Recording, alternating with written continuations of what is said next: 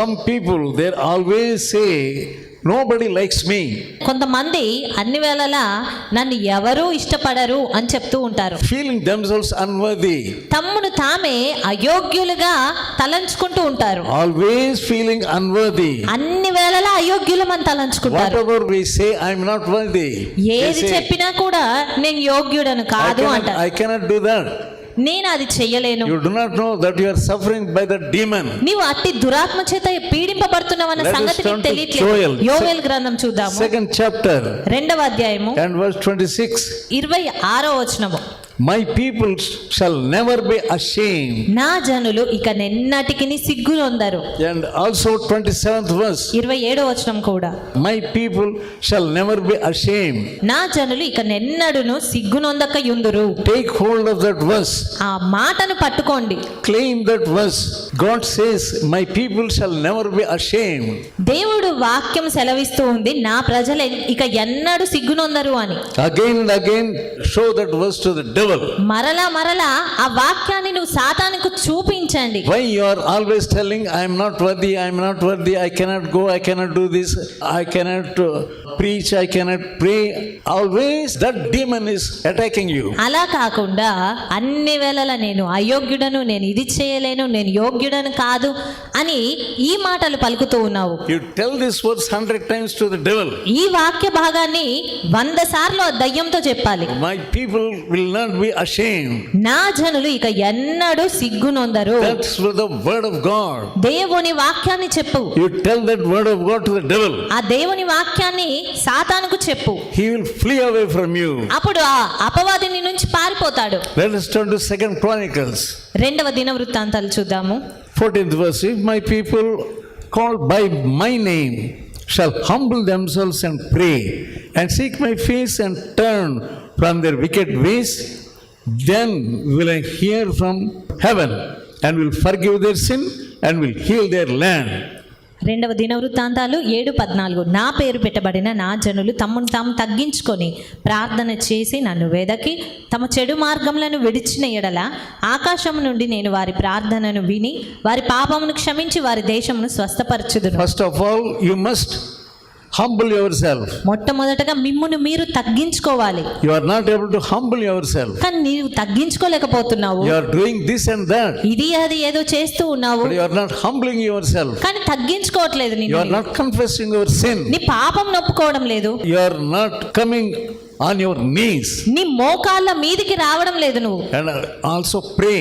అదే రీతిగా ప్రార్థించలేకపోతున్నావు. First of all, humbling yourself. మొట్టమొదటగా నువ్వు తగ్గించుకోవాలి. Secondly, you must pray. ఆ తర్వాత ప్రార్థించాలి. If you do not pray, కానీ నువ్వు ప్రార్థించకపోతే how can God deliver you? దేవుడు ఎలాగ నిన్ను విడుదల చేయగలడు? Deliver you from your wicked ways. నీ దుర్మార్గమైన మార్గాల నుంచి ఎలాగ విడుదల? How can God deliver you from the demons? ఏ రీతిగా దురాత్మల నుంచి విడుదల ఇవ్వగలడు? And seek his face. అదే రీతిగా ఆయన సన్నిధిని వెతకడము. Praying and seeking his face. ప్రార్థించడం, ఆయనను వెతకడము. You are not able to seek him. నీవు ఆయనను వెతకలేకపోతున్నావు. And leave your wicked ways. అదే రీతిగా నీ చెడు మార్గములను విడిచిపెట్టలేకపోతున్నావు. In what wicked ways you are entertaining? ఏ చెడు మార్గాలను నువ్వు ఉండనిస్తూ ఉన్నావు? If you are still entertaining those wicked ways, ఇంకా చెడు మార్గాలను ఉండనిస్తూ ఉన్నట్టయితే, if you know that is a sin, అది ఒక పాపమని నువ్వు తెలిసినప్పుడు leave it. దాన్ని విడిచిపెట్టు. Get it out. దాని నుంచి విడుదల పొందు. Then God will hear your prayer. అప్పుడు దేవుడు నీ యొక్క ప్రార్థన వింటాడు. And forgive you. నిన్ను క్షమిస్తాడు. And heal you. నిన్ను స్వస్థపరుస్తాడు. And heal your land also. నీ దేశమును కూడా స్వస్థపరుస్తాడు. God will give you the garment of praise. దేవుడు నీకు స్తుతి వస్త్రాన్ని ఇస్తాడు. Instead of heaviness. ఆ భారమునకు బదులుగా. Proverbs 28:13.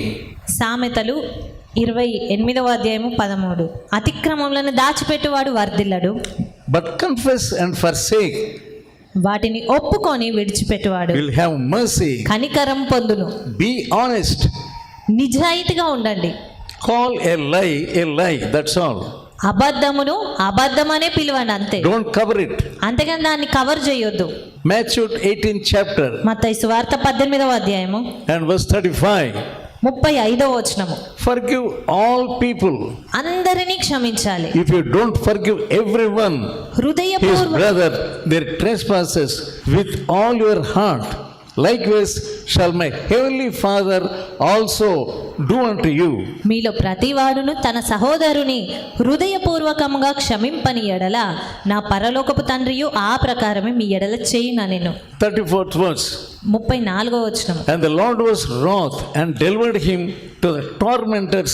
అందుచేత వాని యజమానుడు కోపపడి తనను బాధపరచు వారికి అప్పగించెను. Yeah, those are the tormentors God sends.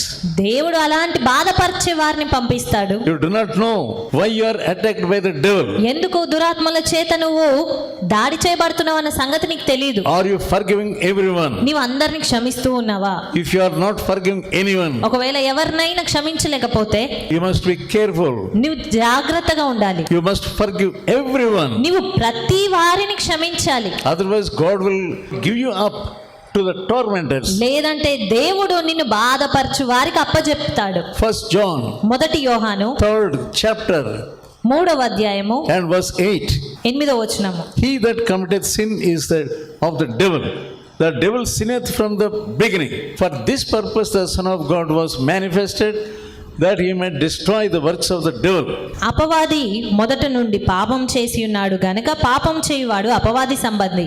అపవాది యొక్క క్రియలను లయపరచుటకు దేవుని కుమారుడు Why ప్రత్యక్షమైనను. Jesus came, ఎందుకు యేసుక్రీస్తు వచ్చారు? why he was crucified, ఎందుకు సిలువ వేయబడ్డారు? in order to destroy the works of the devil. అపవాది క్రియలను లయపరచుట కొరకే. Now you have heard about the works of the devil. ఈ సమయంలో మరి నీవు అపవాది క్రియలను గురించి విన్నావు. God wants to deliver you. దేవుడు నిన్ను విడుదల చేయాలని కోరుతున్నాడు. Deliver you fully.